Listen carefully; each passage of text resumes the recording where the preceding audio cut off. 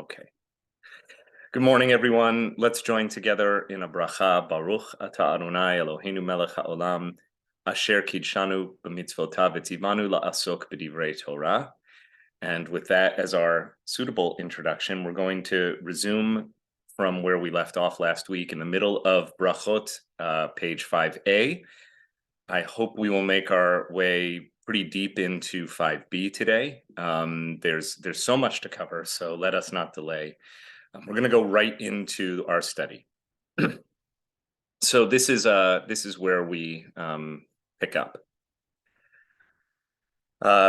what Sefaria labels section 16.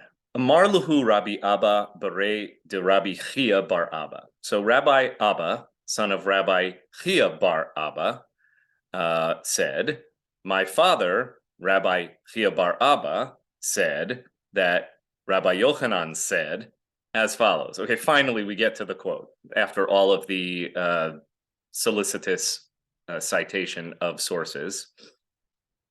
Both. Now, of course, if it's been a week since you've picked this up and you forget what we're referring to, helpfully Steinsaltz puts the gloss in the plain print. Even afflictions that cause dereliction in the study of Torah and those that cause dereliction in the recitation of prayer are afflictions of love. So you will recall, having been with us last week or having caught up on the video of last week's class, that we are discussing the premise of human suffering as caused by, right now, so far in the discussion in this section of the Talmud, one of two possible causes for why a good person might be suffering. One is that he or she is not actually such a good person and did something wrong, and the suffering is therefore being brought about as punishment. But in the section that we've been studying since last week, we're considering the opposite scenario, where a person has not done anything wrong and yet still is suffering, and therefore the rabbis impute such a person's suffering to what they call yisurin shel ahava, the chastisements or suffering brought about as an act of love. So we examined a corresponding midrash from Bereshit Rabbah, chapter 55, number 2, last week, that proposed a number of different reasons why a righteous person might suffer, might still be able to impute one's suffering to God, and not have the suffering be presented as a form of punishment. We talked about suffering as a means of character refinement. That was the midrash about the flax worker who beats the flax and makes a finer product, or suffering brought about in order to test whether or not a person is really as righteous as he or she seems outwardly to be. That was the metaphor of the potter who sees the vessels, doesn't even strike the cracked vessels because they're obviously defective, only strikes the ones that look whole, that look good. And then you really find out when you give it a whack whether or not it is made of sturdy stuff or it is flawed. And then finally, the idea that suffering is brought to the righteous because only the righteous can handle it. By the way, I guess the inference from that is that that suffering must be distributed, that it's part of the world, as it were. That was the metaphor of the burden or the yoke placed around the neck of the ox. And just as you wouldn't put the yoke around an ox that is overtly feeble, but the work still has to get done, you only put it around the animal that can actually carry the load. Those were the three miniature midrashim, or parables, allegories, that are presented by way of explaining how a righteous person might be suffering. It might in fact come from God, but it would not be a punishment for wrongdoing. These I presented as analogous to the concept that was introduced in last week's class, the idea that the suffering of the righteous might actually be an affliction brought about through God's love for that person. And again, whether or not you find this theology acceptable or unacceptable is not really my concern. Obviously, I care for you and about you, and I don't want you to suffer theologically because of the discomfort that this class might bring about. But as always, my point is not so much to indoctrinate as it is to educate. So please don't think that I am asking you to embrace this theology. I'm merely asking you to learn it and understand it, and also understand its root causes, because I've been thinking about this a lot. For the rabbis, there are a few conclusions that they are not willing to make. They are not willing to make the conclusion that God is just asleep at the wheel. All right, because that would be a plausible explanation for why the righteous suffer. God's asleep at the wheel. God doesn't care about human suffering. That is a plausible answer. It's not one that the rabbis are willing to offer. That goes so against their theology that it's off the table, a priori. Like, it's not even going to be raised. That's one. Two, the rabbis are not willing to reach the conclusion or to provide the conclusion that there is no God. That is a heretical statement. And in fact, it is one that is attributed to the sage named Elisha ben Abuya, known as Acher, the other. He's like the Voldemort of the rabbinic community. His name is not to be spoken aloud, so they just call him the other guy. He, upon witnessing an act of injustice or perceived injustice, he said, "Leit din veleit dayan." This is recorded as an anecdote in the Talmud. There is no justice and there is no judge. And for that, he was excommunicated. The story about Elisha ben Abuya, which is told in the Talmud that I've just summarized for you, is elaborated in brilliant, long novel form in Milton Steinberg's essential book, As a Driven Leaf, which, if you've never read, as I've just said, is an essential read. Should be on every Jewish bookshelf. But that's not a conclusion that is acceptable within the mainstream rabbinic community. You're not allowed to say there is no justice, there is no judge. Okay, so there are possibilities out there, but the rabbis aren't willing to entertain all of them. Therefore, they have to assert that there is a God and that God cares about humanity, and even that God cares about human beings suffering, particularly when those people are good. So if you are suffering and it's not because you did something bad to merit it, it must be something else. And one of the proposals, the one that we're studying in this extended form over at least 2 weeks, possibly more, into the month of May, is the premise that perhaps a person suffers out of love. And therefore, what has just been stated in the Midrash, in the Sugya, the Talmudic bit that we've just looked at, is that if you are suffering in such a way, and we looked at the likely cause, as one rabbi proposes, is your health does not permit you. If you're suffering in such a way that causes dereliction in the study of Torah, in other words, you're too sick to get up and log on to our class, you're just really under the weather, or you're not able to get up and do your prayers, it must be an affliction of love. Because otherwise, I think what's inferred here, or rather what we can infer from the text, what is implied here, is that God wouldn't want a righteous person to be in any way incapacitated to the point that he can't learn Torah or offer prayer. If you're that incapacitated, it can't be because you did something wrong, because that's not a fair punishment.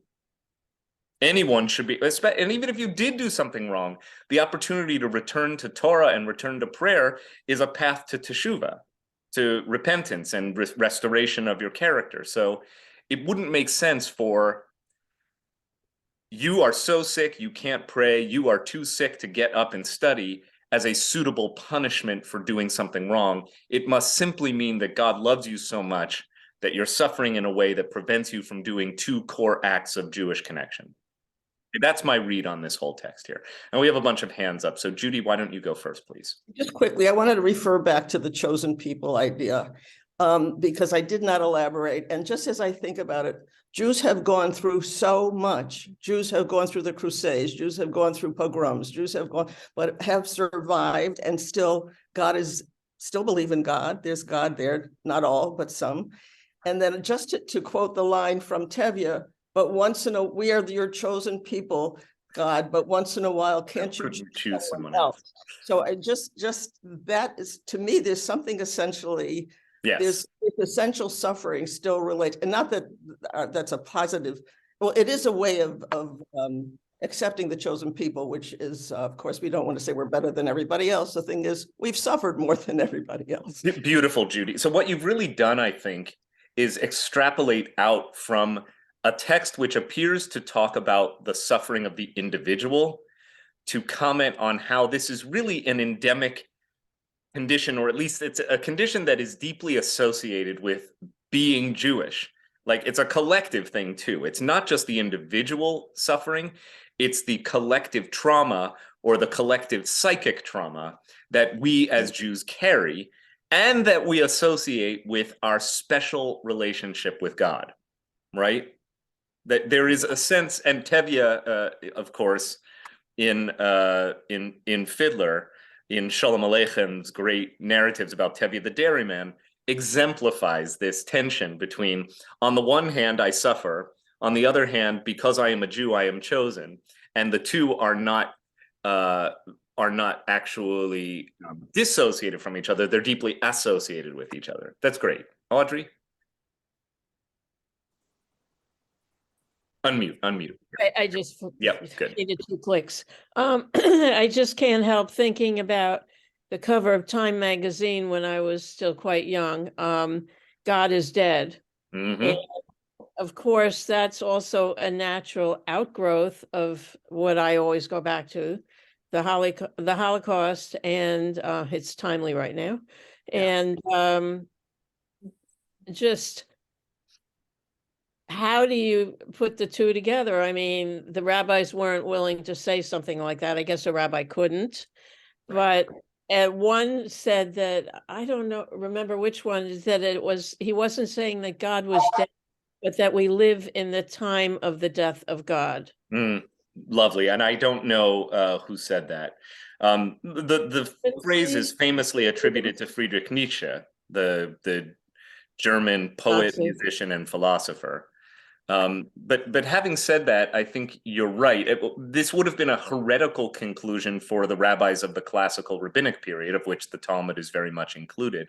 But in a modern era, and Nietzsche, of course, was late 19th century, early 20th century, it was, I don't know if it was acceptable to say God is dead, because he caused quite a stir in so saying and roused the ire of many a religious person of many different faiths, Jewish and Christian alike. Having said that, I think his meaning is often mistaken, and I'm hardly an expert in Nietzschean philosophy, so don't quote me on this, but I think your idea of living in an era in which God is dead to the people, and therefore a new governing concept for religion needs to be formed, is what Nietzsche was driving at, right? And of course, that's concurrent with the rise of the conclusions of Charles Darwin, and which was a direct assault on the doctrine of creation as framed in the scripture. So a lot of things were happening in the late 19th century, in the second half of the 19th century, that allowed Nietzsche to reach the conclusion that, bracket, for the masses, God is dead, now what? After the Holocaust, by the way, another half century or more later, it may not be an unreasonable conclusion, and many a person formerly of faith did reach the conclusion that God is dead. Otherwise, you can't account for the Holocaust. But if you look around today, you can still struggle with that. Of course you can. Right. Okay, let's hear from Arlene, please. Thank you. Okay. I personally conceive of the world in 2 different ways. There's God's world and human beings' world. And human frailty is present, and horrible events are going to happen to human beings. They're not to be living forever. Of course, they're going to be at risk for all kinds of diseases and terrible things, whether it's climate change or bad things that are visited to them because of other bad people in the world. But God is there to give us the strength and to deal with the world that we have before us, the human world, not the spiritual world, but we can get the strength from the spiritual world. This has a little bit of Kushner, obviously. Yes, it does. That's a Harold Kushner. Me tremendously. And for me, it's something that has been the most helpful way of looking at my religion. Lovely. Thank you for sharing. And for those of you who need some further reading on the subject, read When Bad Things Happen to Good People by Rabbi Harold Kushner. Judy, last, do you want to unmute and share? You have to unmute though. Yep. No, you're still muted, my friend. There we go. I'm muted. Thanks. Yep. I thought about this the entire week. I would wake up and I would ponder the whole thing, because obviously it's something that you can't stop thinking about. But I sort of was thinking, the rabbis, of course, are very religious, and they're very connected for the fact that God is. If God is, it's difficult to say that in this particular case, this particular belief, the afflictions of love, that God is letting people suffer because God hates them. And so in many respects, it seemed to me, it's a great rationalization. Yes, exactly right. Saying awful things happen to people, but it's not God's fault. God loves you. That's and right. So, as this one explanation really, cleared it up for me, because we don't have an explanation for why bad things happen. Exactly. I mean, and that is a reasonable conclusion as well, that the suffering of the righteous and the prospering of the wicked are vexing dilemmas without an explanation.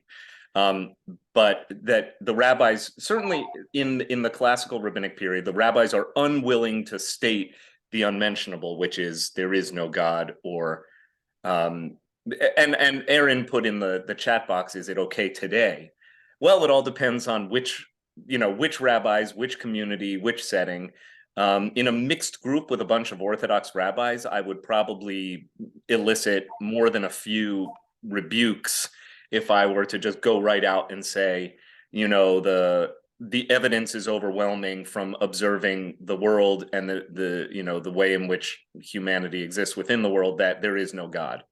That would probably be, most rabbis I know do root their Judaism in a theological framework.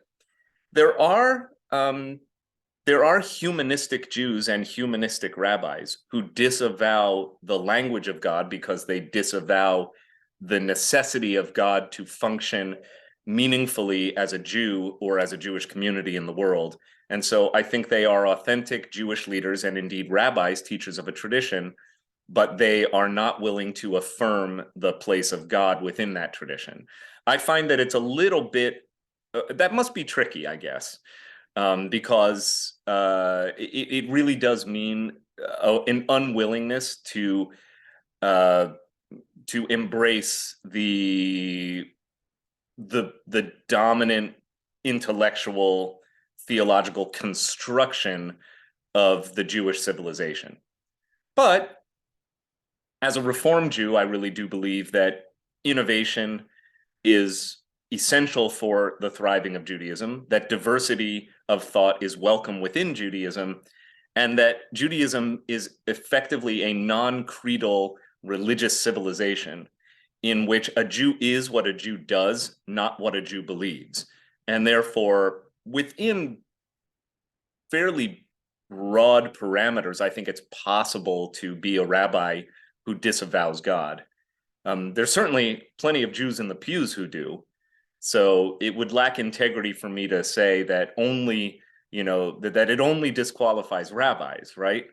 If a Jew can be a Jew and not believe in God, then I guess it would stand to reason, I'm obviously a little bit improvising off the cuff here, that a rabbi can be a rabbi and not believe in God. But it's a little bit harder to do that in public. And it's one of the things I'm thinking about for a sermon that's coming up on May 5th about the different standards to which religious leaders are held as opposed to the people in the pews. Now, some thoughts off the top of my head. Mom and Dad.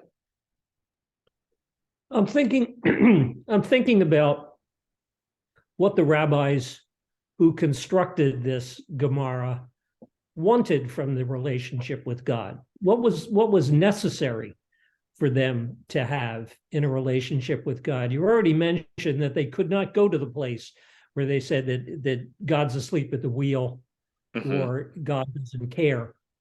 But, you know, here they are in an era where their sacrificial cult has been decimated, where they have been thrown into exile, where they have, you know, undergone a diaspora, where they've been thrown into servitude in Rome. And all of these things seem to me to say what the rabbis really need. They need the rabbi of the Old Testament. The They God of need the Old Lord. Testament, you mean? The God of the Old Testament. They need Right. the Lord strong and mighty. They need Right. Adonai Sebaot. They need the strong general. So at whatever rationalization they have to go to, they cannot abandon the idea of needing a strong and powerful God who loves them no matter what the circumstances or no matter what the evidence might indicate. Yeah, lovely.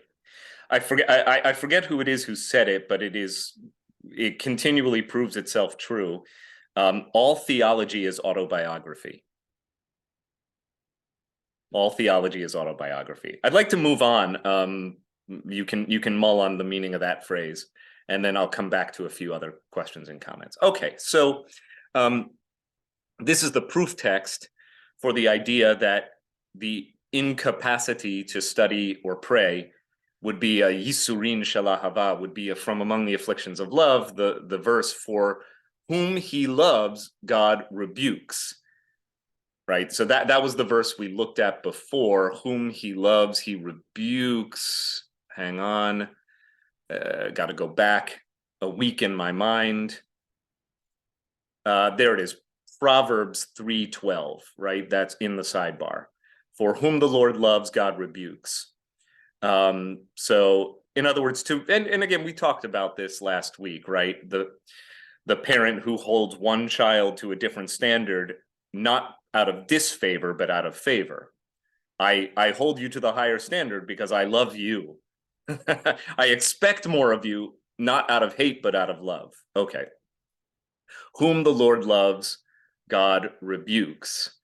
So what then is the meaning when the verse states, and teaches him from your Torah, which is the second half of that verse? Do not read, quote, and teach. That should be these words here. Do not read and teach to mean and teach him, which it does not say, but rather to teach us. And it says, so the Hebrew is actually instructive here.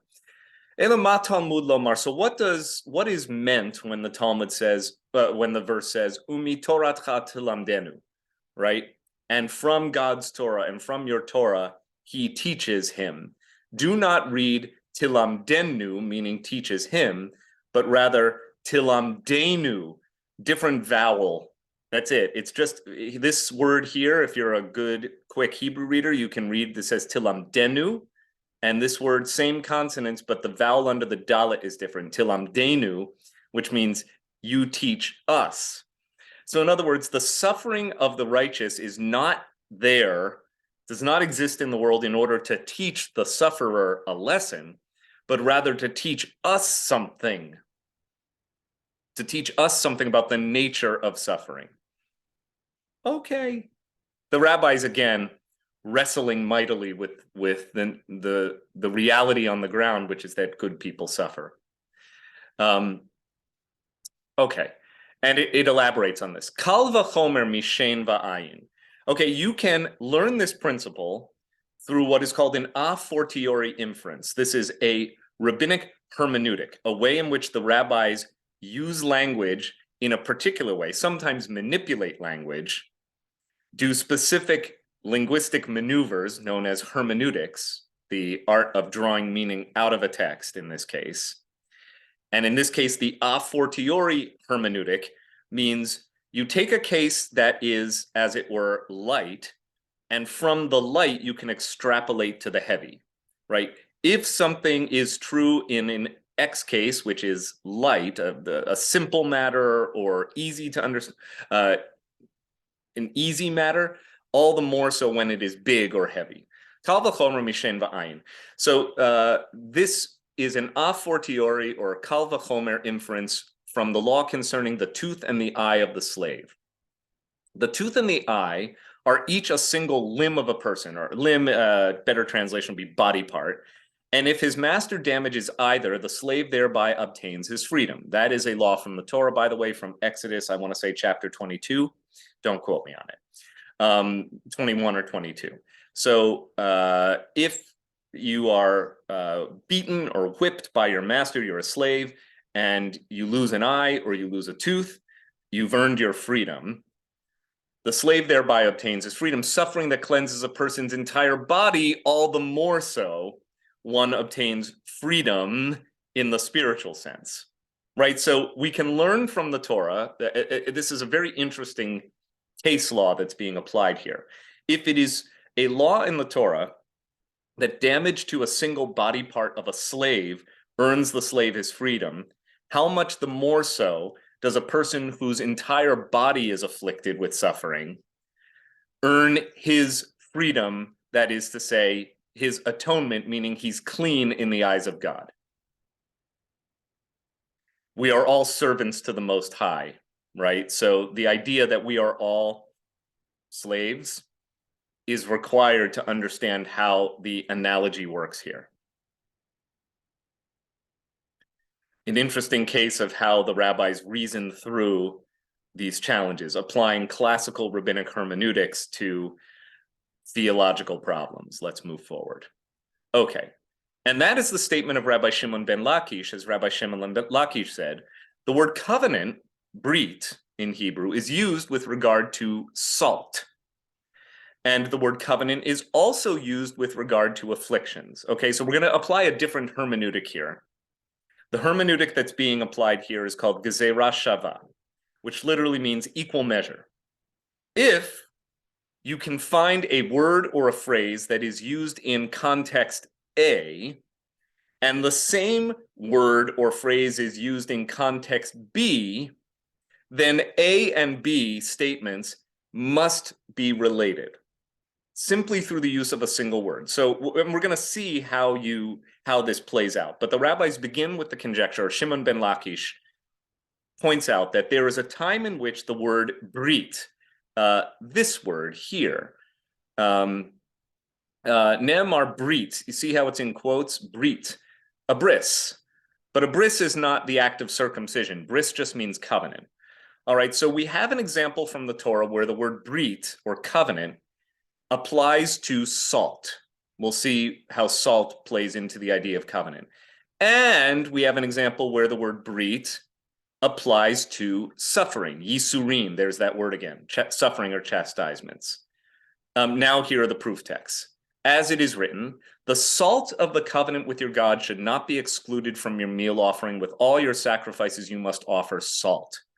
So in biblical times, in the book of Leviticus, which begins, as you can see, this is chapter 2, verse 13 of the book of Leviticus, is all about the required sacrifices and offerings that the people would bring before the holy priest in the holy temple of old. And for both grain offerings or meal offerings and meat offerings, the requirement is that the meat is salted. Was this just for flavor? Was it to extract blood from the sacrifice? Who knows? Probably. But the ancient sacrifices required salt. If you've ever been to a traditional home for a Shabbat dinner and you've seen the host throw salt or sprinkle salt on the challah, that is a throwback to the salting of the covenantal sacrificial offerings. All right, so the sacrifices, which were a demonstration or an evocation of the covenant between the Jewish people and God, had to be salted. All right, let's move on. And the word covenant is used with regard to afflictions. As it is written, these are the words of the covenant. Well, unfortunately, it doesn't give us the rest of the verse, so we have to look it up. Fortunately, on Safaria, with a click of the button, you can look up a verse. So let's see what it says here. These are the terms of the covenant. This is Deuteronomy 28:69.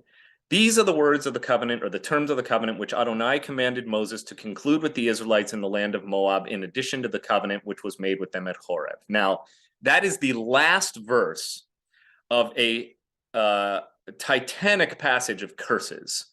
Some of you may be familiar with this. If you've studied with me, I'm just scrolling slowly here. The previous verses are a litany of curses that will befall the Israelites if they stray from the covenant, right? You can see God Adonai will now delight in causing you to perish and in wiping you out. You shall be torn from the land. You'll be left a scant few. God will bring upon you all sorts of disease and plague. I mean, it's just horrific stuff, this epic list of suffering. So that's a covenant with God is associated with the suffering of the people. It doesn't say with disobedience, by the way, which is in fact the case. But here you have covenant associated with salting the meat. Here you have covenant associated with suffering. How do they draw the two together? This is like a transitive property, if you're familiar with that from math class. Just as in the covenant mentioned with regard to salt, the salt sweetens the taste of the meat and renders it edible. Oh, okay, now they're making a homily, right? Now they're making a sermonic comment. This is good rabbinic writing here. Are any of you on a low salt diet? Sucks, right? It's so not fun. Because salt makes food delicious. Right? I don't know if the word sweetens is right. Obviously, salt makes food not sweet, but savory. Though, however, I'm a big fan of like the whole salted chocolate thing that started about 20 years ago. Not everybody is into that, or salted caramel. I love salty and sweet together. Love it. Love salted pretzels that are coated in chocolate. I think it's heavenly. I think it's even more delicious. A little bit of salt. But salt is a flavor enhancer. So watch what the rabbis do here. They're going to say, what does salt have to do with suffering? Their link is the word covenant, right? Here's what it says. Just as in the covenant mentioned with regard to salt, the salt sweetens the taste or makes the meat more delicious and renders it edible. I wouldn't say edible, I would say delicious. So too in the covenant mentioned with regard to suffering, the suffering cleanses a person's transgressions, purifying him for a more sublime existence. So in other words, without suffering, you can't really appreciate life. That's one, but I'm not sure it means purifying a person. I think that Steinsaltz is perhaps off the mark on that. I would simply say you can't fully appreciate life without suffering. You may not like these comments. I'm simply saying that's why they're there. You're looking at me like, Rabbi, could we move forward, please? Okay, let us move forward then. I can move forward, sure. I'm just, again, each one of these is an opportunity for the rabbis to kind of try their hand at explaining why good people suffer. Okay, additionally, it was taught in a Baraita. Now remember, Baraita is an extra Mishnaic teaching from the Mishnaic era, early. And the way we know that is from this word up here, Tanya. Tanya, which means teaching, but the Mishnaic term for teaching. It was taught in a Baraita with regard to affliction, and that's a gloss, but that's Steinsaltz's helpful way of saying we're still on topic here. Rabbi Shimon ben Yochai says, the Holy One, blessed be God, gave Israel 3 precious gifts, all of which were given only by means of suffering. Here we're back to Judy Gross's comment about the chosen people, right? We were the elect or the selected ones of God, and we are distinguished by these 3 gifts, and yet the 3 are obtained or attained only through suffering. And again, Steinsaltz's gloss is that suffering purified Israel, meaning the Jewish people, so that they, meaning us, we, may merit to receive them. Again, I'm not sure if that's the best way of glossing what has come before, because salt is not a purifying agent. It's a sweetening agent, or it's an agent that makes you taste things better. It brings out the flavor. So if salt and suffering are linked, as the rabbis cleverly proposed they are in the previous sugya, in the previous paragraph that we just looked at, and we're continuing on that theme here, I'm not sure that the Steinsaltz's gloss here, that the idea is that suffering is a purifying agent. I think it's more that suffering makes you taste the good things even more. That's my read. But that's okay. Steinsaltz is a far more erudite rabbi than I, so we can accept his gloss as well. The three gifts are Torah, Eretz Yisrael, the land of Israel, and Olam Haba, which if you've studied with me for Pirkei Avot, you're familiar with is the next phase of our existence, the hereafter as opposed to the here and now. It is temporal more than it is spatial. It's not a place, it's a time, it's a phase, it's a temporal realm. Aaron and then Joe, please. If you use the interpretation from Safaria and not yours of all of the things we've studied today, it seems like these are all punishments for things that we have done wrong. Mm. And that it's just a lot of different people trying to reword it so that we don't feel bad. That is possible. It's funny because the rabbis don't actually tell you what exactly is on their mind. And we are back to the kind of the dialectic that exists between the individual who suffers and the collective suffering of the Jewish people. It reminds me of going to confession in Catholicism and then being given, I don't know what they call it. Yeah, a But clean bill, like a... Right, but you have to do things to absolve yourself of the sins that you have committed. Correct. Though the idea, I think, is explicit there that you come to confession to unburden yourself of your transgressions. And curiously absent from our discussion here, even if implied, is what exactly are the transgressions for which such suffering could come about. And that's why I think that at least we should take at face value the rabbis' claim that we're really not talking about punishment for transgression. We're talking about suffering that is not punishment for transgression, either individual or collective. But I think that they're deeply aware that that goes against human nature.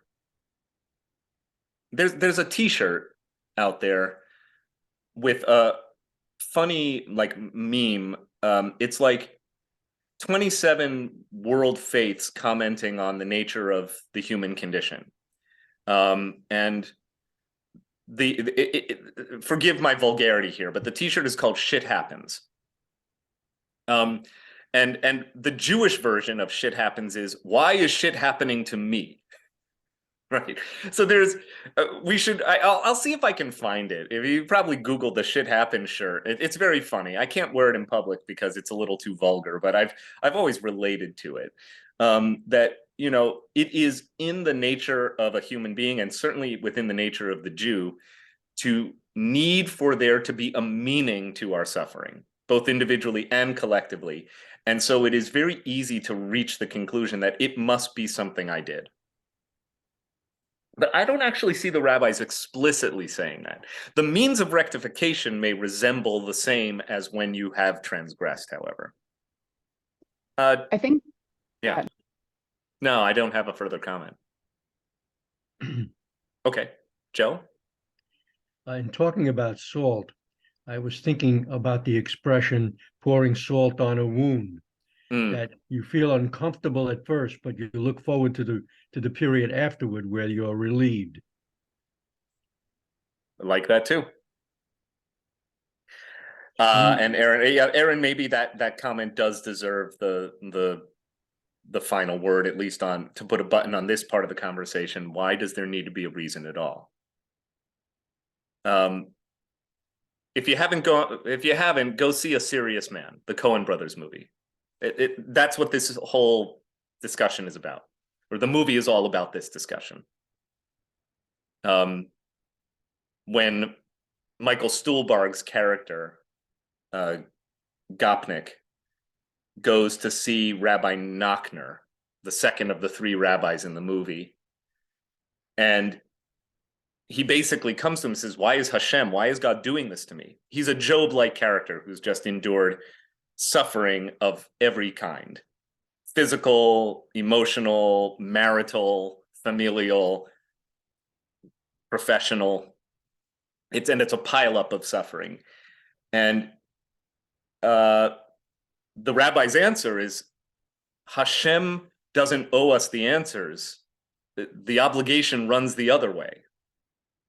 And the response, the retort is, why does he make us feel the questions? It's a gorgeous movie. I mean, it's a profound movie. Comedy doesn't quite express what that movie is. Dark comedy, maybe, but I find that it's a theologically profound film. Okay, talked about it this winter. So the premise now is that there are three distinguishing gifts that God gave the Jewish people: Torah, the land of Israel, and the Olam Haba. And all of them came about by way of suffering. Now, naturally, you can't make a claim like that without proof texts. So the rabbis are going to offer just that. From where is it derived that Torah is only acquired by means of suffering? The verse is, happy the one whom you afflict, O God, after which it is said, and teach from your Torah. That's the verse from Proverbs that we've been looking at for this whole sugya. So that one we know. And obviously the connection is between afflict in the A clause of the verse and Torah in the B clause of the verse. So the idea is that affliction is linked to Torah, disregarding the previous interpretation of the verse, which said the affliction is not there to teach the person, but rather to teach all of us, the outside observers of suffering. Okay, next, Eretz Yisrael. How do we know that the land of Israel is a gift that comes about only through means of suffering? Here's the proof text, Dichtiv. As a man rebukes his son, so the Lord your God rebukes you. That's Deuteronomy 8:5. But then immediately afterward, it is written thereafter, for the Lord your God will bring you to a good land. What the rabbis are doing here is yet another hermeneutic. This is actually, I didn't realize this when I prepared today's lesson, but we're getting a master class in the Rabbinic hermeneutics, the way in which the rabbis manipulate the text in very specific ways, according to very specific rules, to derive their meaning. So the first hermeneutic we looked at was kal v'chomer, from the light to the heavy. That was the case of, if a slave is set free for the master injuring a single body part, how much the more so is the whole human being set free for suffering that afflicts the entire person? That's kal v'chomer, from the light to the heavy. 2, gezerah shava. If you have the word covenant in situation A and the word covenant in situation B, then those two passages must comment on each other. The first passage includes the word salt. The second passage includes the word suffering. How is salt like suffering? Salt makes the meat savory. Suffering either purifies you, which I don't like Steinsaltz's gloss, or suffering makes you appreciate the flavor of life. Okay, that's gezerah shava, which means an equal decree or an equal measure. The third hermeneutic, the one that applies in this specific case here, is known as simuchin, which means if you have two seemingly unrelated comments back to back, then they don't merely have an adjacent relationship, they have a causal relationship. Adjacency implies causation. So simuchin is a Hebrew word that literally means touching. Lismoch means to touch something, or it means connected. The best word is adjacency. So adjacency implies causality. That's how you understand simuchin. The most classic case of deriving a meaning from simuchin is where at the end of Genesis 17, God instructs Abraham to circumcise himself and his household, his sons. So Abraham circumcises himself and his sons. And then obviously he's in pain and he's recovering. And the very next passage says, and God appeared before Abraham. And the rabbis derive from the adjacency of these two comments, the fact that they are back to back, a relationship of causality. It was because Abraham was convalescing from his circumcision that God paid him a visit. And from that, they derived the mitzvah of Bikur Cholim. You must visit the sick.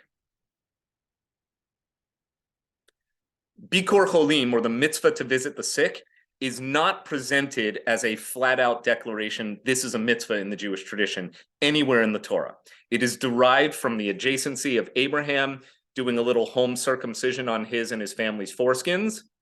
And the very next line says, and God visited Abraham.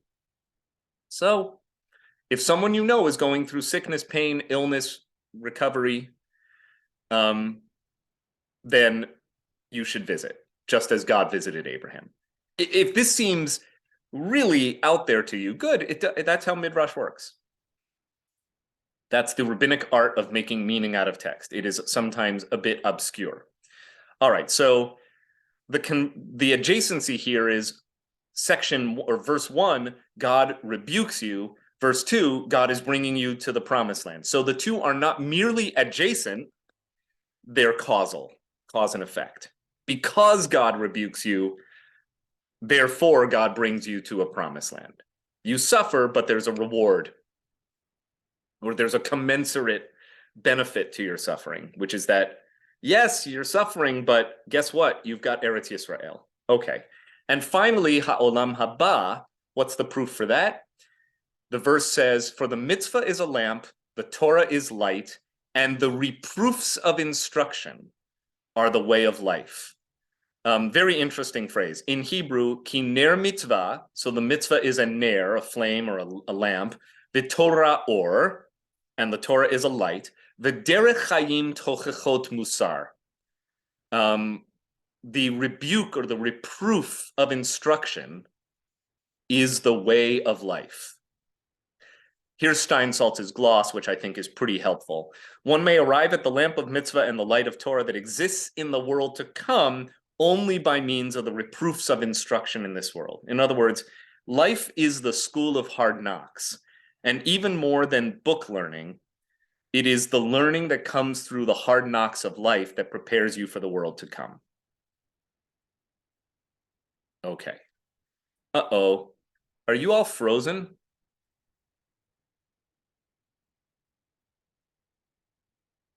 Oh, we're back? Mom and Dad, chime in. I think our internet froze, or someone's internet froze. I apologize. I'm in the office today. I have no control over that. We're okay. Yeah, I think it's okay. I may have hit the wrong button there for a minute. Okay. Derech Hayim, from what that doesn't say to me the reproof. No, the word for reproof, derech chayim means the way of life. Tochechot is the word that means reproof or rebuke. I'll show you again the text. It's a very challenging phrase for those of you Hebrew files here. So ha'olam haba dichtiv. So how do we get, where is it written that the world to come is merited through suffering? Kiner mitzvah v'Torah or. The first part is fairly straightforward. Mitzvah is a lamp, Torah is a light. Lovely poetic. Okay, the four words that follow are the tricky ones. Derech hayim tochechot musar. Derech hayim literally means the way of life. Whatever that may mean. Tochechot musar means the reproof of discipline. Musar being the discipline of, that Rabbi Sasha Bacon teaches, right? Yes, well, later. That would be anachronistic to say that Musar is used to refer to a specific school of Jewish ethical wisdom, which is true of the late medieval and period all the way through post-Enlightenment Hasidic thought. Musar has a place of Jewish ethical instruction. Musar is basically a whole collection of Jewish wisdom over many generations on how to be a good person and how to discipline yourself in character. But that's not what it means here. Here it simply means discipline, and tochechot means reproof or rebuke. So the way of life comes through the reproof of discipline. Hard to know what that means. I think in context, my very, very colloquial, ham-fisted stab at a translation is the school of hard knocks is the way of life. That's how you learn. You learn by getting knocked down, by getting rebuked. I was talking about this with my 12th grade class last night. Which is the more effective teacher? Pain or pleasure? We were studying a text from Talmud on similar subjects. And we all affirm pain is the better teacher. We don't wish it upon ourselves, but we learn more through pain than we do through happy, positive, pleasurable experiences. Michelle and then Aaron. So I'm pretty confident that when this text talked about the world to come, it was talking about some post-death experience or end of the world and end of civilization as we know it.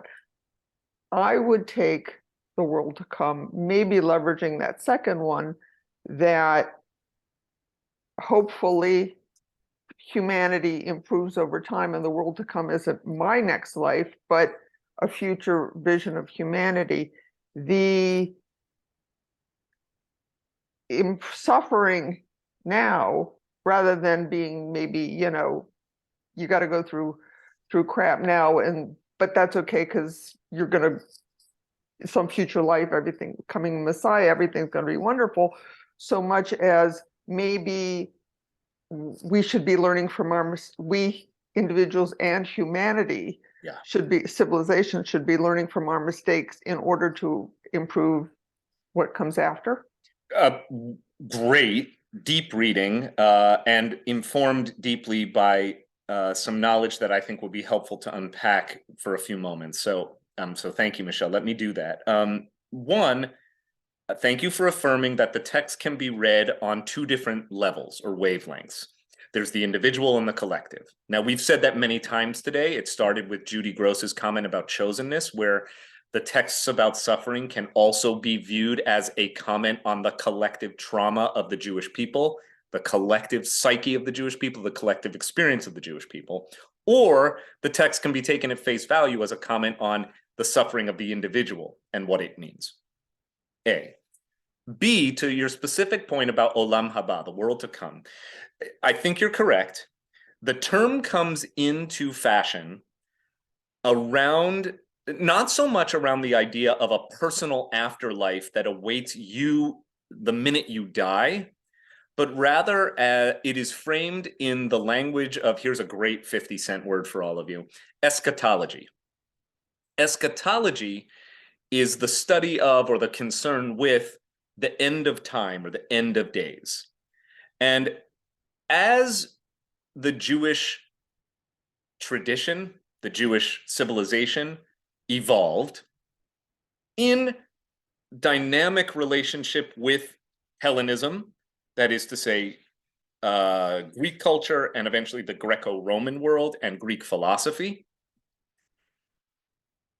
and as Jews increasingly took on a self-identity of a people who has been through trauma, which didn't start with the destruction of the temple in the year 70, and didn't start with the destruction of the, people in 722 at the hands of the Assyrians, but again and again and again. This is the Chad Gadya story. My daddy had a little goat, but along came the cat that bit the goat, the dog that bit the cat, the stick that hit the dog. That is a folkloric way of saying the Jewish people, the little goat, has been conquered by such and such a nation, and then that nation was conquered by another nation, and then that nation was overthrown by this nation, and that's what it is to be a Jew. It's a recursive suffering. That causes the Jewish people, again, in dynamic relationship with what's happening in the Greco-Roman world and in paganism, to become increasingly focused on what happens at the end of time. Most books of the Bible are not concerned with this question. The one book of the Bible that is the book of Daniel. The book of Daniel is explicitly eschatological. It's about dreams and visions of the prophet Daniel, this kind of magician-like figure, this wunderkind, who is able to see and interpret dreams. And a lot of the dreams that he interprets are about the end of time, the end of days, the great, and so messianism and future redemption the most famous eschatological work in the Western canon is the Book of Revelations, in the final book of the New Testament of Christian scripture. Christianity is itself highly eschatological. But pre-Jesus Judaism was also eschatological, and eschatological strains or strands of Jewish community life took increased place of prominence in and around the time of Jesus. So, not coincidentally, that is also the time of the earliest rabbinic period, the early Mishnaic period. And so when the rabbis are talking about this realm to the hereafter or the world to come, it is, as you say, Michelle, directly linked to this idea of not just what happens after I die, but what happens at the end of time, the end times, right? And we have eschatological cults here in America. Many of us remember the whole frenzy over Y2K, right? There were tens of millions of evangelical Christians who at the time really believed that the world was going to end on January 1st, 2000. And then when it didn't, they had to revise their timelines. There's still tens of millions of evangelical Christians who are distinctly eschatological today in their outlook. They just have changed their timeline on when Jesus is coming back. I don't know. I don't follow it anymore. I was quite into it at the time. I was a rabbinical student. I was ordained in 2000, and I took a specific class on millennial Christianity. So millennialism in Christianity is an eschatological branch of Christian thought, and particularly prominent here in the United States.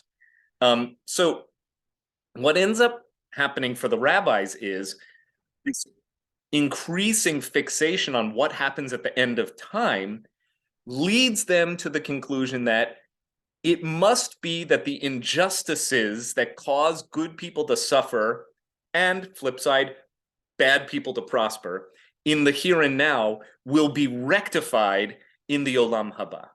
So the main function of the Olam Haba is not to provide some paradise existence for nice people after we die individually. It's to rectify the injustice that is at the heart of the human condition. Right? So Olam Haba is an eschatological, theological problem pertaining to the perceived injustice of life in the here and now. Okay, that's a very long comment, but I think it was warranted, Michelle, by your insights into the text. And therefore, yes, it affirms what Rabbi Shimon ben Yochai is saying in this passage, which is that the whole idea of an Olam Haba is directly related to the condition of suffering. We as Jews merit the Olam Haba by virtue of the fact that we suffer in the here and now. Okay, perfect, good. We have gone pretty deep. All right, now we're going to go to something pretty macabre on the same theme. All right. A Tana taught, so again, another early teaching, Tane Tana, Kame. So Tane Tama Kame de Rabbi Yochanan. A Tana taught in the name of Rabbi Yochanan, Kol ha'osek b'Torah uv'gimilut chasadim. Anyone who engages, there's that word, osek, like la'asok b'divrei Torah, anyone who engages or immerses oneself b'Torah, in Torah, and in loving deeds, gimilut chasadim, here it says acts of charity, okay. V'kover et banav, and who buries his children, mochalin lo al kol avonotav, all of his transgressions are forgiven. Now, embedded in this comment is the notion that of all the things in the world that are unjust, a parent bearing a child is surely the worst. I was going to say the pinnacle, but that's the nadir is more apt, right? The most unjust thing that can happen is for a parent to bury a child. Some of you may have lived that experience and can affirm it through the personal pain that you have carried. But everyone here knows somebody for whom this applies. And so a cleansing function is associated with that kind of suffering. So let's look at the text again. If you are engaged in Torah and acts of charity, so it doesn't allow one to abdicate one's responsibilities to a life of Torah and righteous deeds, but particularly the notion that you would have to bury a child or children, all is forgiven. There's no punishment that could possibly merit that kind of suffering. There's a lot that's embedded here. Let's read on. Rabbi Yochanan said to him, the him being Atana, so an unnamed early teacher. Rabbi Yochanan, who's, I think, Yochanan ben Zakkai, one of really the first rabbinic teacher, who lived at the time of the fall of the temple at the hands of the Romans in the year 70. Rabbi Yochanan said to him, what is your source for this? Okay, can you prove that premise? Granted, if one engages in Torah and Gimilut Chasadim, one's transgressions are forgiven. Here's the proof text from Proverbs, as it is written, with mercy and truth, iniquity is expiated. Mercy referring to Gimilut Chasadim, as it is stated, he who pursues charity and mercy finds life, charity, and honor. Mercy and charity being listed together, where truth refers to Torah, as it is stated, buy truth and do not sell it. Also wisdom, guidance, and understanding. That's not a gloss, that's the second half of the verse.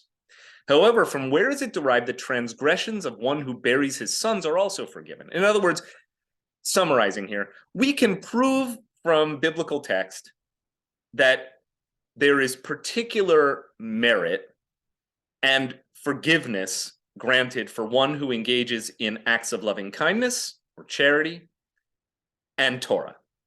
We have biblical text that proves that moving forward. But where do we get a proof text that burying a child also provides atonement for one's transgressions, also expiates one from one's sin? Here we go. An answer was provided to Rabbi Yochanan when a certain elder taught him in the name of Rabbi Shimon Bar Yochai, the same guy we've been quoting all morning, by the way. This conclusion is derived from a verbal analogy between the words iniquity and iniquity. Okay, pay attention. This is gezerah shava again. This is the rabbinic hermeneutic of, remember we had the word covenant in position A and covenant in position B. In position A, it's associated with salt. In position B, it's associated with suffering. How is salt like suffering? I'll tell you how. Now the gezerah shava, the equal measure, is between the word iniquity in context A and iniquity in context B, and let's see how the transitive property here allows us to derive a special meaning. Here it is written, meaning in context A, it is written, with mercy and truth, iniquity is expiated. That's in the book of Proverbs. We just looked at that, chapter 16. And there, meaning elsewhere in scripture, it is written, he repays the iniquity of the fathers onto the bosom of their children. Jeremiah 32:18. Because, and Steinsaltz's gloss is here, because he repays the iniquity of the fathers onto the bosom of their children, the fathers' transgressions are forgiven. Is that clear? Do you understand how the rabbis are working, at least the mechanics of it? I don't need to go too deep into it then. Context A, iniquity is expiated with mercy and truth. So that proves point one, that acts of loving kindness and Torah expiate a person's transgressions. Here it says, God repays the iniquity of the fathers onto the bosom of their children. So somehow this idea of your children provide expiation for your sins. What it doesn't say is your children die for them, though that seems to be implied. After all of this, we finally get a counterpoint. Aaron, do you want to comment here? Please do. I'm trying to understand if the rabbis are using this to say you can sacrifice your sons to have your transgressions forgiven, or because your sons perished, you Definitely are not A. Okay. Only B, right? It would never be acceptable to sacrifice a child. But if one endures the unthinkable, horrific suffering of losing a child, provided that you are also engaged in you're living a righteous life, which the rabbis would define as the twin pillars of mercy and truth, or as they specify, mercy equals acts of loving kindness, truth equals Torah. So as long as you're engaged in doing mitzvahs, doing good deeds for others, acts of compassion, and Torah, if you have a child who dies, all is forgiven. But doesn't the previous line say all is forgiven already if you're doing loving acts of kindness and Torah? Yeah, it appears that though the phrase is framed as an either or the phrase is framed as an either or, the rabbis are interpreting it as a both and. I agree with your read. Okay, now finally, after all of this, we're going to hear from a rabbi who disagrees. Yeah, Michelle brings up in last week's portion, the rabbis will use that as one of their examples. This past week, Shmini was the portion about Aaron, whose two sons, Elazar and Itamar, Nadav and Abihu, rather, offered an alien fire sacrifice and are burned to death in the presence of the whole Israelite community at the altar. And the rabbis are deeply vexed by the seemingly unwarranted death of two young boys. And so, yes, this line of interpretation would suggest that all of Aaron's sins are expiated by virtue of the death of his sons, suffering as a purifying agent. And that may explain why Steinsaltz was so hung up on salt as a purifying agent as opposed to a sweetening agent. Again, I think he's wrong, lovingly. I think he's wrong. It's a subtle, I think he's wrong. But certainly we have both possibilities here, that suffering makes you more appreciate the deliciousness of what is sweet and what it tastes good in life, as it were, metaphor here. But also suffering purifies from transgression. Trish and Audrey and Arlene, please. I'm noticing that it's not saying, if one of your children dies, then all of your transgressions or whatever. It's saying if you bury all your sons, if they're, it's not enough that just, so I'm connecting it to something that we learned about weeks ago, where they're talking about what's going to happen. You're not just afflicting yourself, you're not just affecting yourself when you transgress. It's going to be passed on through all these generations, which I'm not sure it was just in Jeremiah that we saw that, but it's this to me, when I first read it, I wasn't thinking so much of the horrible sorrow of losing a child. I was thinking of, well, guess what? Your transgressions can't be passed on because all your kids are dead. That is logically like a very practical way of looking at it, and not a very I don't know. Yeah, that's really interesting. I'm thinking, this is it's not like this is a get out of jail free card. It's like this, just your transgressions can't be passed on, so you're done. Well observed. It doesn't actually say all of your children, but it also doesn't say one child. It's always in the plural. So hard to know the meaning there, but that makes your conjecture entirely acceptable as one possibility here. Yeah, Audrey. I started to think of it, excuse me, the portion, the sins of the fathers will be visited upon the children with Aaron. That's exactly what, and that's what Trish is referring to too. That's the theological notion that the child bears the iniquity of the parent. And they think that's okay? Well, clearly they're wrestling with that too. Okay. Arlene. But there are other times when we are being taught that children are innocent human beings. Yes. And that it does not mean that there's a generational passing on of sins. This is yes, whatever. there's an internal biblical polemic about this. The book of Exodus affirms that God does remit punishment, meaning God is a forgiving God, but not so forgiving. It says, so God will extend compassion and, patience, long-tempered, with up to 1,000 generations, it says. Obviously, this is poetic. Don't take it literally 1,000 generations, but will visit the iniquity of parents upon children. In other words, kids will bear some measure of punishment for their parents' transgressions up to the third or fourth generation, is what the text says. But the book of Ezekiel, I think it is, or maybe it's Jeremiah, says, how can you punish parents? How can parents commit a transgression and yet the children's teeth are set on edge? In other words, why should children bear any responsibility whatsoever? Each person should be punished for his or her crimes alone. So it's an internal dialectic. It's an internal polemic where clearly the prophet is vexed by the theological conjecture in Exodus that God would even punish 3 generations down for the iniquities of one's parents. But again, viewed through a kind of generational trauma lens, or through a family systems lens, or through a psychology lens. I mean, anyone here who's been in therapy knows that you spend most of your time talking about your parents. So what the ways in which we suffer are often linked to things that we had nothing to do with.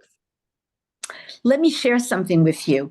At one point, my husband attended a funeral for a young child who had died as a result of cancer. And the priest stood up in front of the congregation and said, we should all feel that this is a celebration moment because the child is now sitting in Jesus's lap. Yeah, that's common, by the way. Yeah.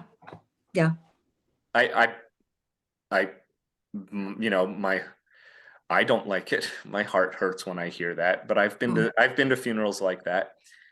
But again, every religious community is trying to make sense of something that has no reason.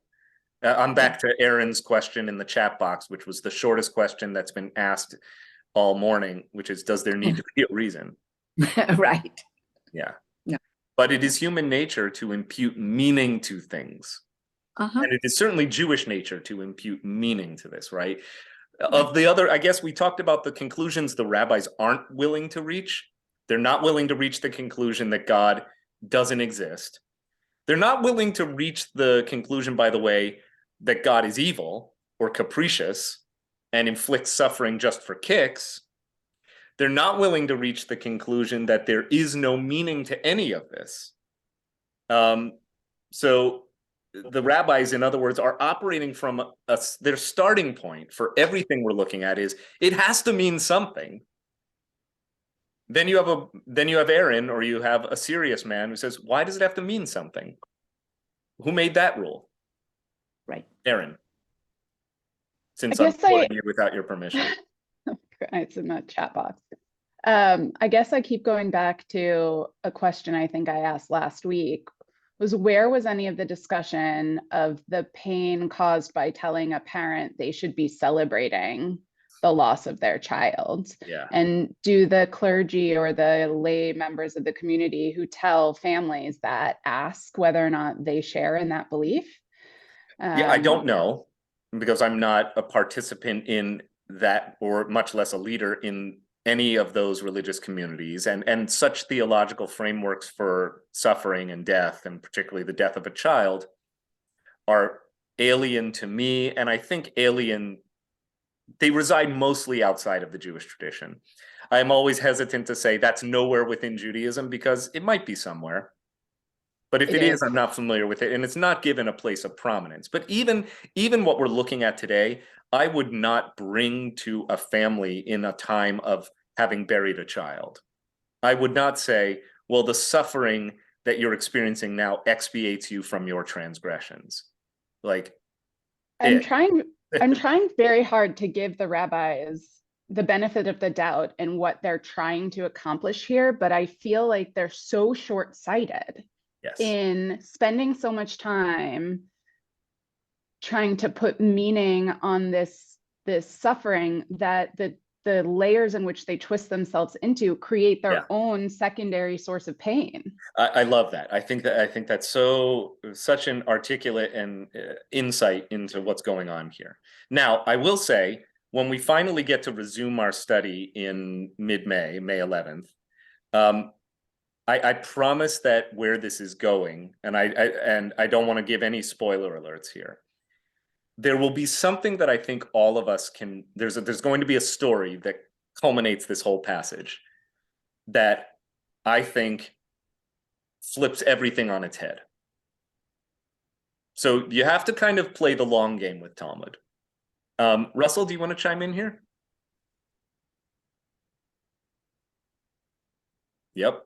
Searching for the unmute key. I see. Got it. Sorry about that. Please. If the price of forgiveness of my transgression is to bury my children, I don't wish to be forgiven. Will you say that again? It was a little fuzzy. I said, if the price for forgiveness of my transgressions is to bury my children, I don't wish to be forgiven. Right. And what is the consequence, therefore? What risk am I taking if I say, fine, don't forgive me? Yeah. Okay, I'm going to take that at face value, and the comment in the chat window affirms your position. What parent would make that choice? Yeah, what loving good parent would make that choice, right? And by the way, it doesn't actually say that one would choose. I think that the intention here is that this has to be viewed as, if it happens post facto, here's the consolation prize. As opposed to, you might choose to bury your children out of the incentive that you'll be forgiven. I disagree with you, because it clearly says that they are being punished for my transgression. Fair enough. Or my grandparents' transgression. That's true. Joe? So yes, I am responsible for this. And as I say, I don't wish to be forgiven. What's the next step? I think part of answering Russell's question is, instead of having your children die, just perform acts of mercy and charity and perform all good things, and you won't have to worry about the other stuff. Yeah, and what's behind? Is there a door number 2, for example? Is there another avenue? Well, yes. The answer is yes. There's always another avenue. So in our remaining time, I'd like us to take a look at one possible response.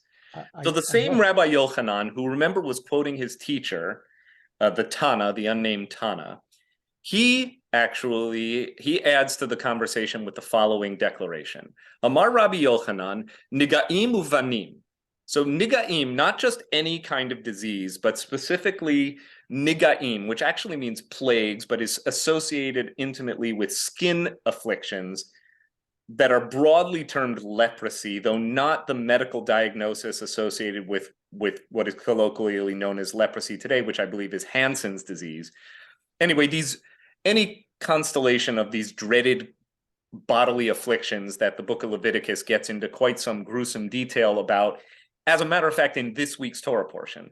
So this week we're reading Tazria Metzora, the double portion about the laws of leprosy.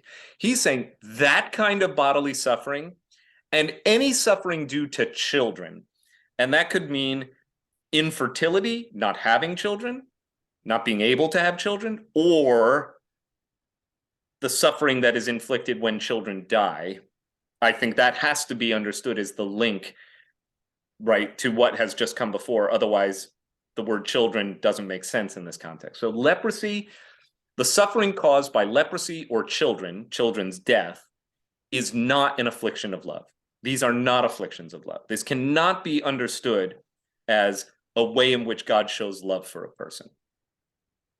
Now the Rabbi, the Gemara, the anonymous voice of the Talmud, takes this up and elaborates.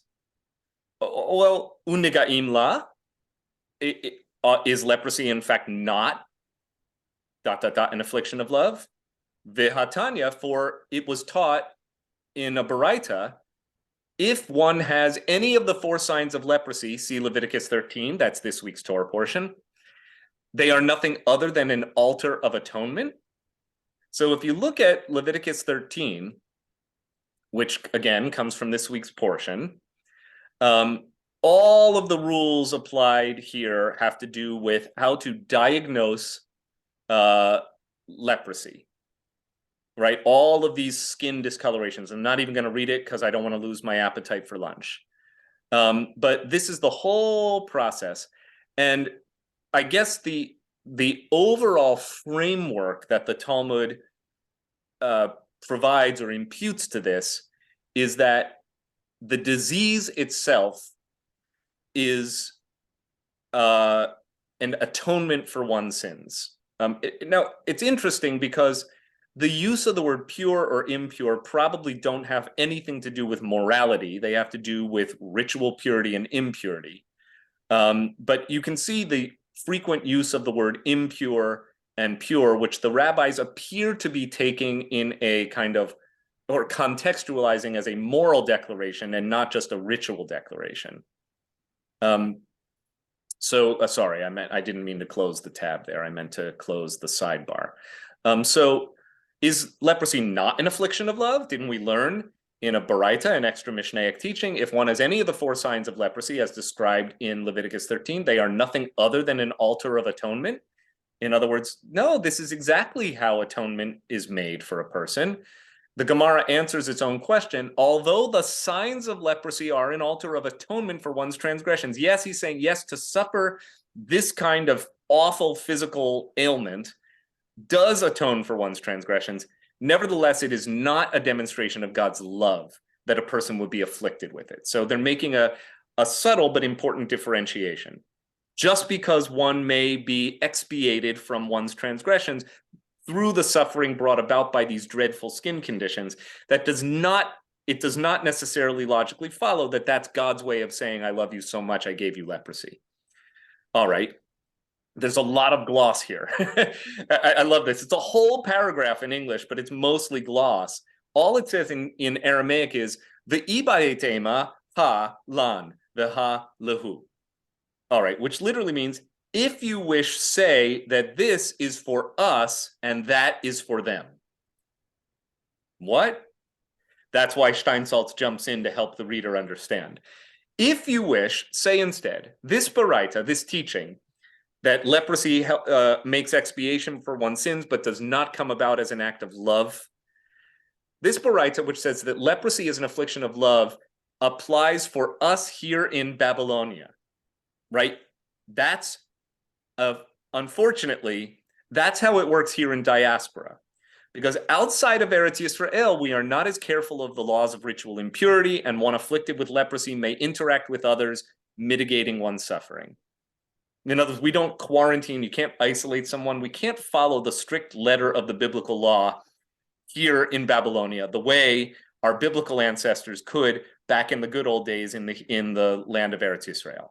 And that, meaning the other statement, the one that contradicts it, that leprosy is not an affliction of love, applies for them, the people back in the Holy Land, where they are exceedingly careful of the laws of ritual impurity, and the suffering of a leper is great, because he is banished from society. That is the interpretation that Steinsaltz brings from the medieval Rabbi Hai Gaon. Okay. Another way of reconciling, the ibayetema, or perhaps you could say ha bitznia, ha bifarhesia. A bitzina, rather, ha bifarhesia. If you wish, you could say this, meaning the first teaching, that leprosy is an affliction of love, refers to hidden leprosy, leprosy that is concealed and that only strikes the concealed areas of one's body. In other words, you can cover it up. It's not on your face, it's not on your hands, it's not on your feet. It's on your body, but you're wearing clothing. But that statement of Rabbi Yochanan would refer to visible leprosy that causes those who see it to distance themselves from the leper, thereby increasing their suffering, right? So not only do they have the dreadful skin condition, they're also publicly ostracized or humiliated. Okay. Now they go to the second piece of this. That's the end of their conversation about leprosy. What about children? Uvanimla says, what about children? The suffering due to the death of children is not an affliction of love? How is that possible? The Gemara clarifies, well, what are the circumstances? Let's get specific here, in other words. If you say that one had children and they died, didn't Rabbi Yochanan himself say, while consoling the victim of a catastrophe, here, this is the bone of my 10th son. This is going to lead us up to where we pick up in a couple of weeks. Apparently, there's a story told where Rabbi Yochanan would console mourners, particularly parents who had buried their children, by carrying around, I told you this was macabre. He carried around a small bone of the 10th child whom he had buried. Remember that this text comes from a milieu in which such a thing was not only not impossible, but probably not uncommon, right? I forget how many children Johann Sebastian Bach and his wife had, 22, but like some god-awful, inordinate number of them died, right? Up until recently, and unfortunately still today in some parts of the world, child mortality is not just normal, but expected. As Aaron, who's an expert in this field, writes, it was extremely common until the development of modern medicine, right? And so people lived with very different expectations about, about their children. Abraham and Mary Todd Lincoln buried 2 of their 3 children. You're right, and modern hygiene as well, sanitary practices. So this was very common, but apparently as a way of consoling mourners, this Rabbi Yochanan, and again, this is not a rabbinic practice I have picked up. I don't walk around with human bones to say, oh, but it's okay because we've all been there, bud. Like that's not particularly consoling. Generally, a pastor should not bring one's own life experience or one's own suffering to bear on a congregant's suffering. Say, oh, it's okay. I've been through the same. Like, who cares? I'm suffering, Rabbi. Okay, but this is Rabbi Yochanan's teaching, and we're going to see how this works for him in application a couple of weeks from now, because we're going to conclude in a moment. So Rabbi Yochanan would produce this bone. Oh, I should show you the text. Bear with me. Okay, so he brings this bone out, and you can see the gloss here. Rabbi Yochanan experienced the death of 10 of his children and kept a small bone from his 10th child as a painful memorial. He would show that bone to others in order to console them, and since he showed it to them, the deaths of his children must certainly have been affliction of love. He consoled others by displaying that there is an element of intimacy with God that exists in that suffering. That's from the Tosafot, which is a 12th century commentary on the Talmud. Why then would Rabbi Yochanan have said that suffering due to children is not afflictions of love? Rather, one must conclude that when Rabbi Yochanan said that those afflictions are not afflictions of love, he was speaking with regard to one who has no children. And when one who had children who died, this could very well be considered an affliction of love. So they differentiate the 2 different ways in which one might end up without children. One through death, which is, as we said a while ago this morning, a form of suffering that is incomparably awful and I guess unfair. It's probably the first thing I say when I have had to have the responsibility of helping a family lay to rest a child who has died. No parent should lay to rest a child. What else can you say? It's not something that should happen according to human notions of fairness. I would never say that, but more proof that the universe is not calibrated to human notions of fairness. We come up with fairness as a way of responding to the unfairness of the world. It's a construct. Anyway. Or as my coach, Jim Krantz, has said, it just goes to show you the monumental indifference of nature. Nature is completely indifferent to human suffering. And that's a statement that even a person who doesn't believe in God might be able to get behind. In any case. So Yochanan says, or the Gemara reconciles the problem here of, well, if you don't have children, is this or is this not a demonstration of God's love? And they're saying, if it is because you are infertile and unable to have children at all, then no, that is not a way in which God would show love. But if you bury your children, then certainly you are beloved of God, because what kind of a God would punish you that way? Now, I'd like to make a final disclaimer, which is not something you do at the end of a teaching. It should be something you do at the beginning, but I hope it was assumed from the start of today's study.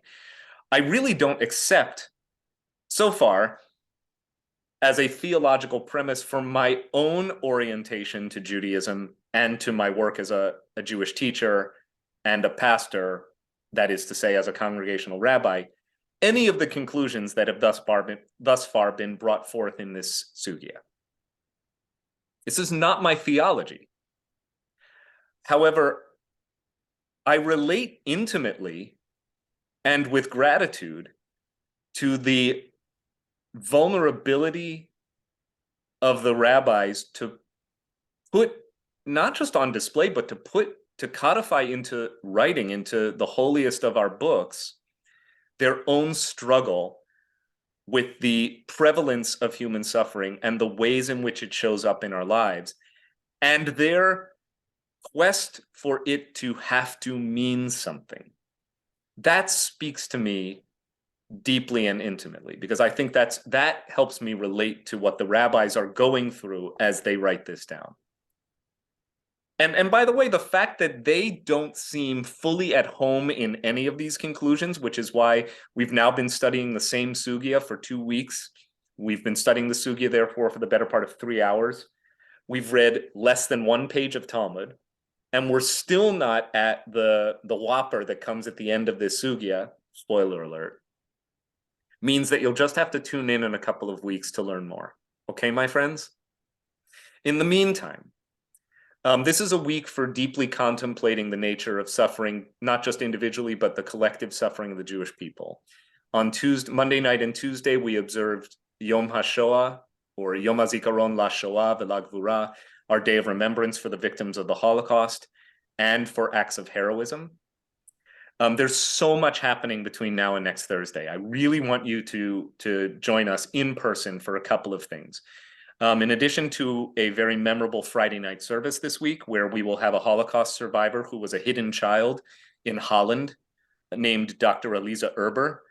So in 1944, the Nazis invaded her home in Holland and sent her family on an epic escape, which is an astonishing story of survival against all odds. She's going to tell her story with visual slides as well, as part of our annual service of responsibility, where we remember the victims of the Holocaust and commit ourselves never again to allow genocide to afflict us or anyone. Then on Tuesday night, when we observe Yom HaAtzmaut, and by the way, there are community-wide observances of Yom HaZikaron, Israel's Day of Memorial for its fallen soldiers and victims of terror, which is Monday night.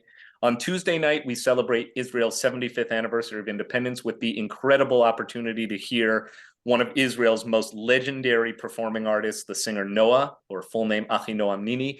If you haven't gotten your tickets yet, you do not want to miss this concert. It's going to be amazing. We have about 200 people already signed up. There's plenty of room. So we really want you to come. Just go on the temple website or call the temple for how to get tickets, which I believe are free, but we do want you to RSVP. Wednesday night, I am going to be sponsoring a conversation, a panel discussion dialogue with my friend and colleague, Rabbi Jeff Salkin, who's taught at WRT before. He's a brilliant thinker and wonderful speaker and a good friend of mine. He's a retired rabbi most recently from Hollywood, Florida. And he is going to talk about the future of Judaism and of liberal religion in general. He and I in dialogue together, 7 to 8:30 on Wednesday at the temple. That's in person only. We're not live streaming that, because there's going to be Q&A with the congregation. We want it to be interactive. He's going to be with us as well Friday night, the 28th. But I'm getting us till next Thursday morning. Oh, right, I'm not with you next Thursday morning or the following. So Friday night, the 28th is Yom HaAtzmaut Shabbat, and Rabbi Salkin and I will both be reflecting on what Israel means to me. And that takes us through at least next Shabbat. Joe, do you want to get a last word in? Yeah, last question, actually, very important. It has to do with salt and saltiness. I must know where the pastrami queen is. Upper East Side, right? Russell 72nd? Also in Queens. Where's the Also one on where? 72nd? In Queens. Also 72nd one, and right, North. the original's in Queens, Lexington. but there's also one at 72nd just east of Broadway. I Thank think you it's very on much. Lexington, John. Oh, I there think it's might on be one Lex. on the east side too. There's definitely one on 72nd just east of Broadway because I was there 2 weeks ago. Gotcha. So look it up, Thank pastrami. you. All right, folks, have a Yep. great day. Thank you. Bye, everyone. Thank you very much, Don. Everybody stay well. Eve Lando, stay on. Can I Care. talk to you secondly, Eve? Hate to leave. There is a charge for tickets, by the way, for the concert Tuesday. What's There is a that? charge. There is a charge? Okay. Yeah, so. Thank you. get online. Mom and Dad, I'm going to give you a call on my cell. Okay, Sounds good. So good. some folks are using my Zoom channel. Okay, bye. Where's Joe? Oh, wait, I put Joe in the waiting room by accident. Hang on. Nope, he's gone. I'm sorry, Eve. That was my bad. Okay. I I'll try to apologize, get a folks. hold of him. Cheers, everyone. It's okay. Bye, thank you. Bye-bye.